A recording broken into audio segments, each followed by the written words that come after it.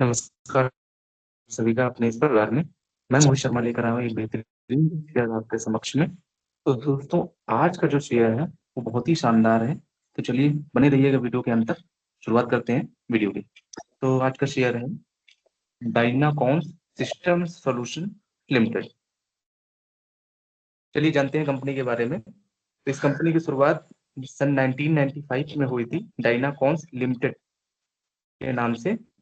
ये एक IT infrastructure related companies है।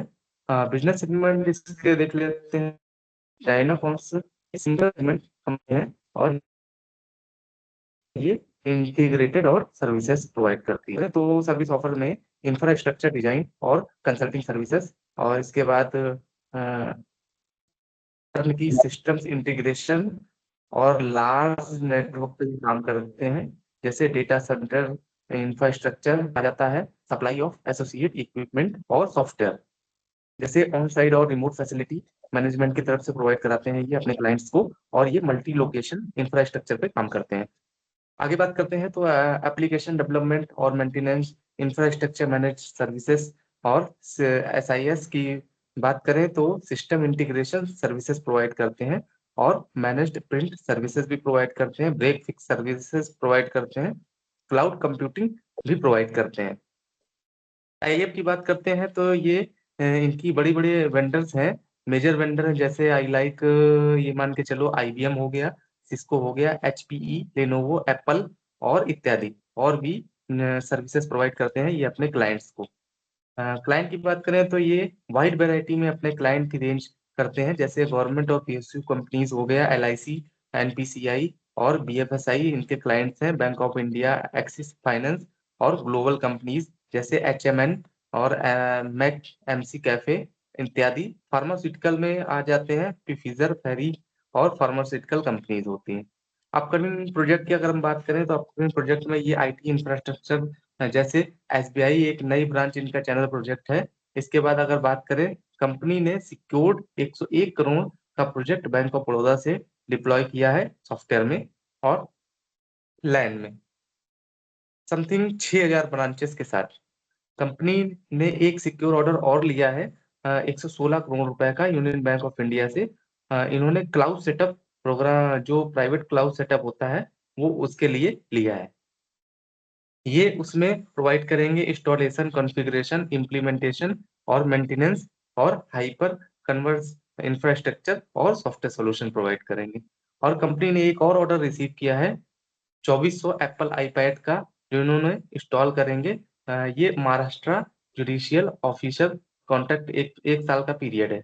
इसके बाद इनका एक नया next generation cyber security operation है, जो कि 14 करोड़ रुपए का है। भारत संचार निगम लिमिटेड बीएसएनएल के साथ इन्होंने डिजाइन किया है, सेटअप किया है, इंस्टॉलेशन किया है, टेस्टिंग भी की है। और सपोर्ट के साथ ये cyber security solution Rajkot smart city project में शामिल है।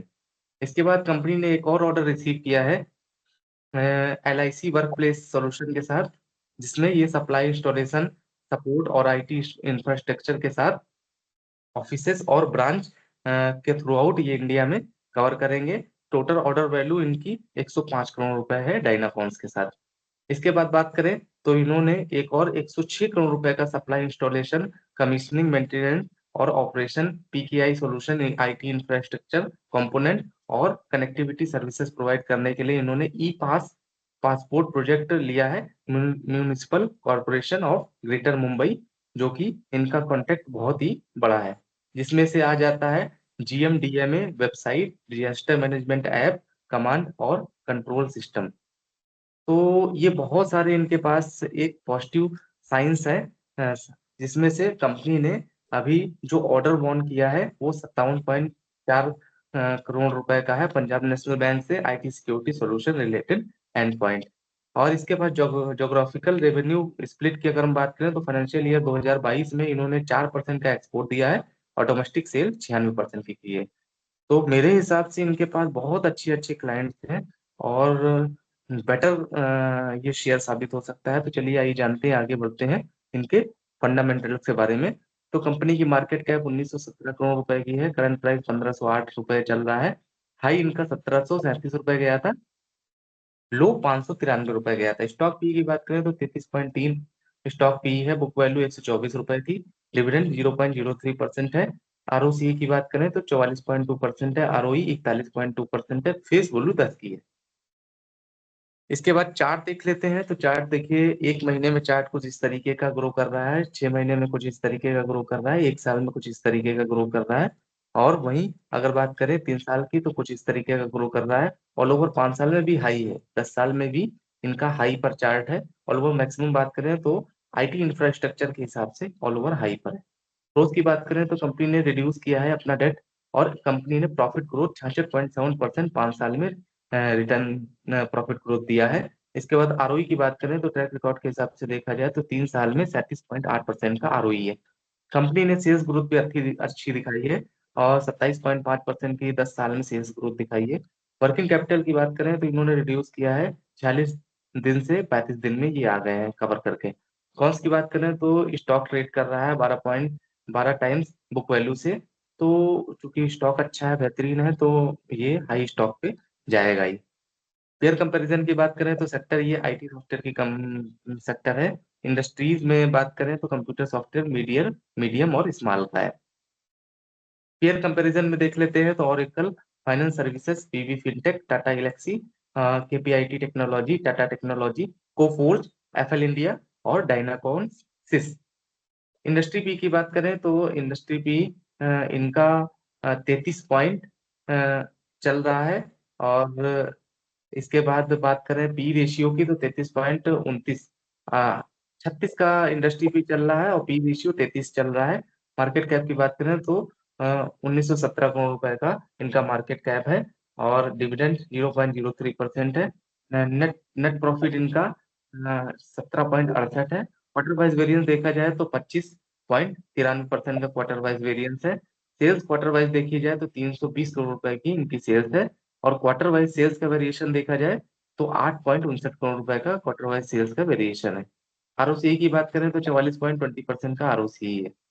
क्वार्टरली रिजल्ट देख लेते हैं तो सेल्स इनकी जून 2021 में 146 करोड़ रुपए की थी, जो कि इंक्रीज होकर जून 2024 में 321 करोड़ रुपए की हो गई है। ऑल ओवर प्रॉफिट लॉस देख लेते हैं तो प्रॉफिट लॉस में मार्च 2013 में सेल्स 67 करोड़ रुपए की थी, जो कि इन्होंने टिल इंक्रीज करके 1050 करोड़ रुपए की कर ली है। तो बहुत अच्छी चीज है, पॉजिटिव सिग्नेचर है।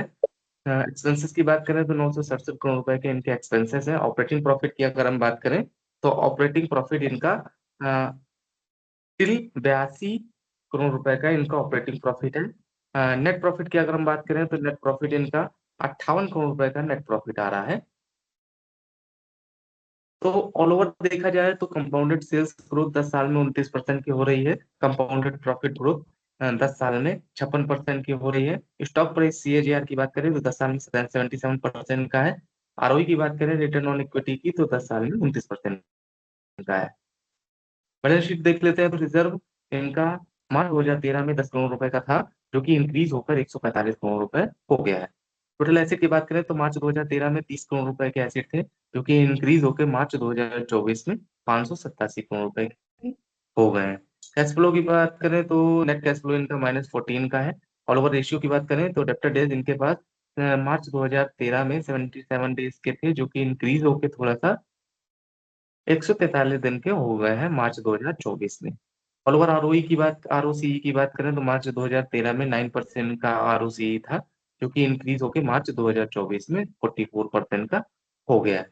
शेयर होल्डिंग पैटर्न देख लेते हैं तो प्रोमोटर होल्डिंग सितंबर 2021 में 51.27% की थी, जो कि इन्होंने इंक्रीज की है। टोटल 10% इन्होंने इंक्रीज लिया है, जिसमें से जून 2024 में 61% की इनकी प्रोमोटर होल्डिंग हो गई है। एफआईएस की बात करें तो 0.0% की एफआईएस स्टेक होल्डिंग है। डीआईएस की स्टेक होल्डिंग 0.18% की है। पब्लिक होल्डिंग की बात करें तो 38.80% की पब्लिक होल्डिंग है। नंबर ऑफ शेयर होल्डर देख लेते हैं तो जस्ट सितंबर 2021 में 14,811 शेयर होल्डर थे, जो कि इंक्रीज होकर 32,774 जून 2024 में इंक्रीज हुए हैं। तो 14 या 42 समथिंग 2.5% की शेयर होल्डर इंक्रीज हुए हैं। तो मेरे हिसाब से शेयर बहुत ही बेहतरीन है। और एक बार आप अपनी एनालिसिस जरूर करिएगा। अगर मैं इनको रेटिंग देना चाहूंगा तो हमें एक ही नेगेटिव पॉइंट दिख रहा है, जो कि इनके डेब्ट डेज थोड़े से हाई हैं। तो मैं इनको रेट देना चाहूंगा 10 में से 9 की रेटिंग लेना चाहूंगा। तो आप एक बार अपनी तरफ से एनालिसिस करिए, डीप एनालिसिस करिए, कंपनी के बारे में जानिए, और कंपनी के बिजनेस ओवरव्यू के बारे में जानिए, बिजनेस सेगमेंट के बारे में जानिए, और अच्छी तरह से एनालिसिस करके, डीप एनालिसिस करके शेयर को जरूर खरीद लें। तो ऑल ओवर शेयर के बारे में मैंने सारी जानकारी दे दी है आपको। तो बाकी एक बार अपनी एनालिसिस जरूर करिएगा और चेक करिएगा कि शेयर कैसा है। और एक चीज और बताना चाहते हैं आपको कि दोस्तों, एक चीज ये समझिएगा कि जो रिश्तों का क्षेत्रफल होता है वो भी कितना अजीब होता है। लोग लंबाई चौड़ाई तो देखते हैं, लेकिन कोई गहराई नहीं देखता। तो मेरी बातों से आपको समझ में आ रहा होगा, इंसान को पहले समझना चाहिए क्या उसके अंदर अच्छाई है, कितनी गहराई है, समझने की अंतर शक्ति कितनी है। तो देख सुन के सारी चीजों को आपको अपने माइंड सेटअप को मिलाकर सारे काम करने चाहिए। तो मैं यही कहना चाहूंगा कि सारी चीजें एक, देखिए रिश्तों में, अब मेरा यहाँ कहना गलत भी हो सकता है, क्योंकि रिश्तों में सारी चीजें नहीं कवर की जा सकती हैं, क्योंकि रिश्ता इमोशन का होता है। तो बाकी फिर भी अपने इमोशनल से हटकर आप एक माइंड सेटअप करके सारी चीजों को परखना जरूर चाहिए। तो इसी के साथ मैं आपसे, ईश्वर से यही कामना करता हूँ कि आप और आप सभी का परिवार स्वस्थ रहे, सुखी रहे, समृद्ध रहे। और फिर मिलेंगे एक नए वीडियो के साथ, एक अच्छे शेयर के साथ। तब तक के लिए धन्यवाद, नमस्कार, जय हिंद, जय भारत, हर हर महादेव।